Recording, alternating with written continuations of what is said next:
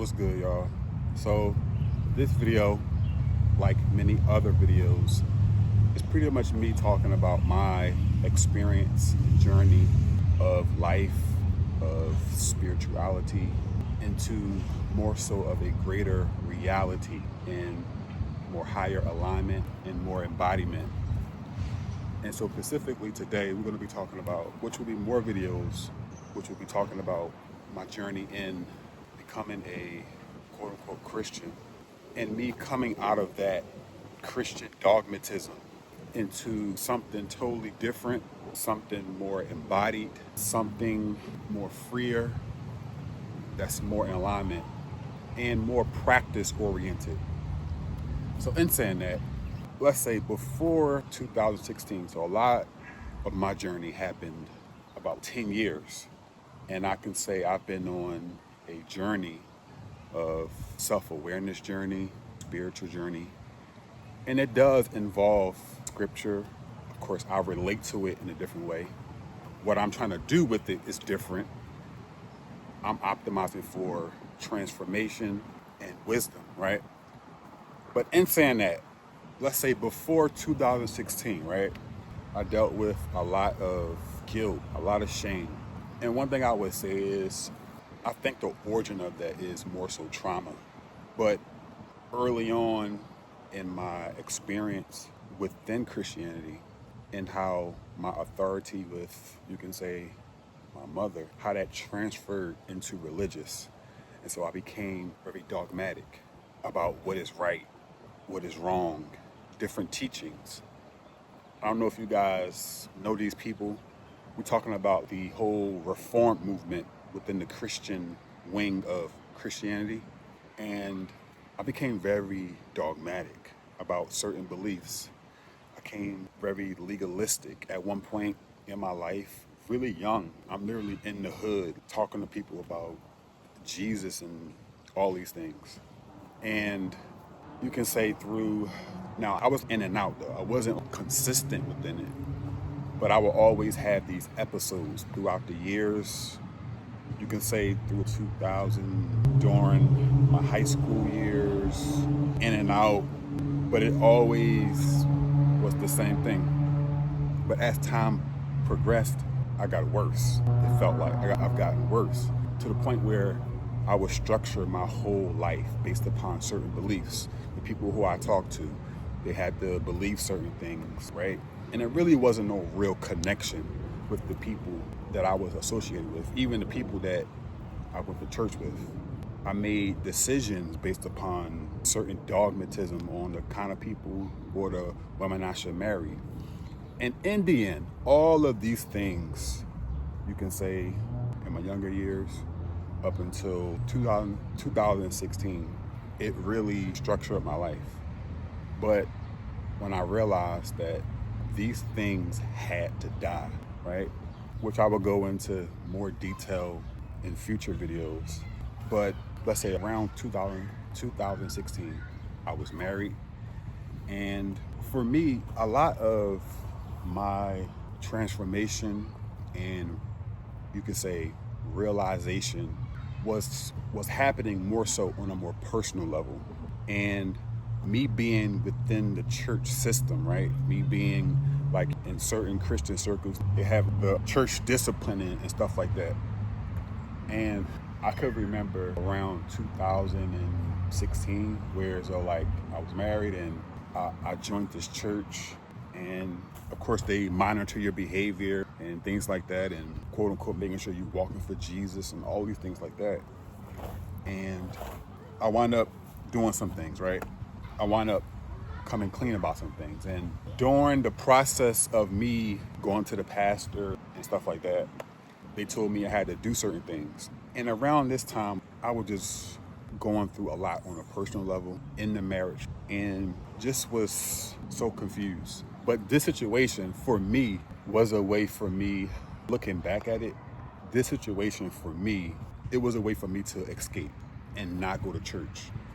And so for me, looking back, I think I felt misunderstood. And I didn't really know that then. And because I stopped going to that church, they would send the stuff in the mail talking about, brother, you're not assembling with the saints, and they give you all these letters and all these things like that. And so fear mongering and things like that. And at this point in my life, I'm like, yo, my life is already bad in my perspective at the time. I don't care. But that was the beginning of a journey of living honestly.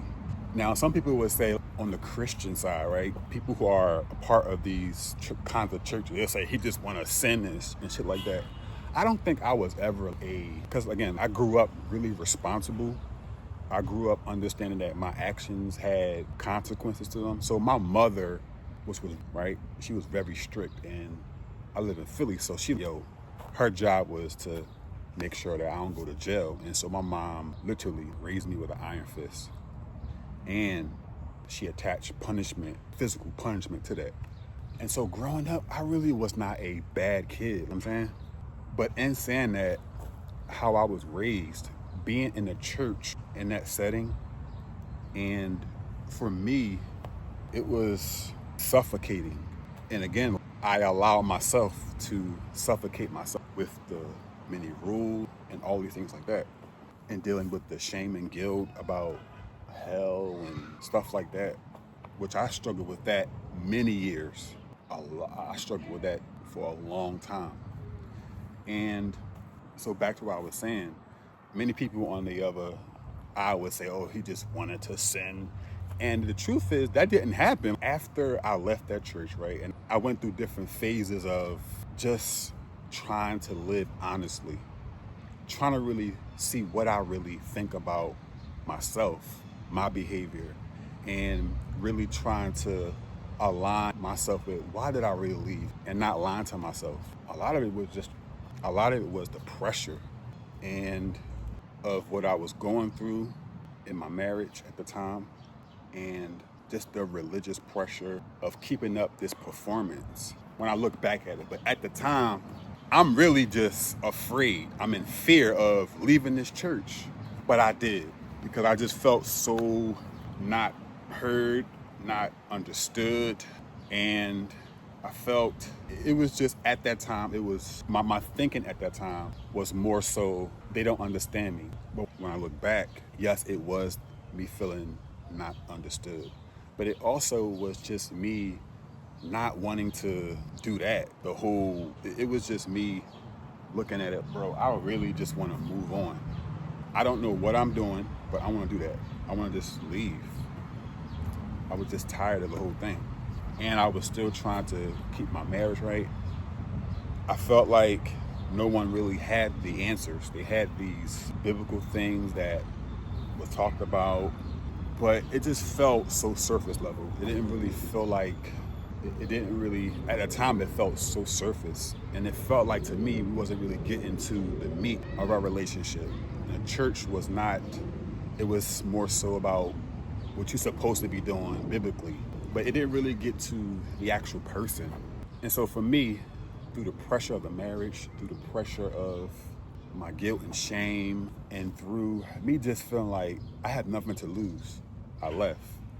And then from that point on, that's when just allowing myself to live honestly, you can say, begin to see myself more clearly. So for me, my spiritual journey, and you could say self-awareness journey, started with me just allowing myself to feel, you can say, feel myself, understand my guilt and shame, and just sit back and see what happened, and allow myself to feel the rejection, allow myself to experience myself, because that's really what I was doing. When I look back at it, I allow myself to see the rejection and the shame and stuff like that through the letters, and dealing with that with my wife at the time, but I'm not married now. And just allow that to really feel that. And I didn't know what I was doing. I didn't know I was doing that then, but I knew I was doing that after years and years of self-awareness, shadow work, and more embodiment practices. I realized that's really what I was doing. Allow myself to feel the shame, allow myself to feel the fear of so-called going to hell and things like that. And then once I was able to feel and get more comfortable with these fears, then that's when a lot of the things, so now I leave that church. So now it's like 2016. And so from then on, we can say I'm growing in the sense of trying to know myself. And we could say when the pandemic hit, or 2009, was when I was already able to really see the things that I was believing, which I would say from a epistemological perspective, meaning that a lot of the things that even Christians are being taught, these are not their ideas. These things that they believe are not their ideas. They're just parroting and through social pressure saying that they gotta believe these things or blase. And they think that because they read the Bible that this is what scripture is trying to say or point them towards. But really, it's just all propositional, and the beliefs that they say, that, and the things that they say that they believe in, just all of this is just propositional. And again, I've come to believe that, or when I say believe, not propositionally, but what I've come to understand and grow into is that, number one, those beliefs were not mine. And then when you do more of a epistemological, if you have your own personal epistemological process to trying to understand these documents, right? I've come to conclusion that in my walk around 2009 was when, for some reason, it felt like I was ready to really see clearly, right? And me saying that a lot of the beliefs that I was believing in were not what the text was saying. And I was believing a bunch of shit. And it really fucked me up. When I say, what the fuck, bro? I was really indoctrinated. A lot of the shit that I was propositionally believing in was not my beliefs. I didn't do no epistemology. I can't even say that fucking word. I didn't know how I arrived at the things that I believed propositionally. And so for me, when I finally started to see that a lot of the beliefs or propositions that were not mine, and also what I was believing was, I hate saying right, but number one, it was not, you could say what I've been learning is that at that time in the early 2020s, that's not what scripture is for, right? It's just to arrive at these doctrines and have these systematic theologies. All that is garbage. You can just throw it in the river, right? But the point was that for me, what had to die was realizing, bro, I don't know anything. And I was just so fucked up, bro. That was one of the milestones of my life. Me figuring out, bro, the stuff I thought I knew, I did not know on a propositional level. A lot of the things that I was talking about, preaching and all these things like that, it's not really what the Bible is actually says, just by observation. Even though just doing that in general, just gathering propositional beliefs, doing that in the first place is you off track. And so for me, that really started a deeper level of how do I live now? What the fuck, bro? Now I'm like, who am I? I'm questioning myself, bro. But I'm realizing, looking back at those times, it was a part of me that was dying, and a different part of me was being born again, right? Which was the best thing ever, man. So this is just part one. I want you guys to look out for part two and many other videos based upon my own experience. And so again, my goal in this channel is to give you guys my experience, to give you guys my journey on my spiritual path. And if my experience journey helps you transform or grow, then that's good. I'm not here to be your teacher. I'm still growing myself, right? It's going to be a lot more content. So thank you guys. Peace.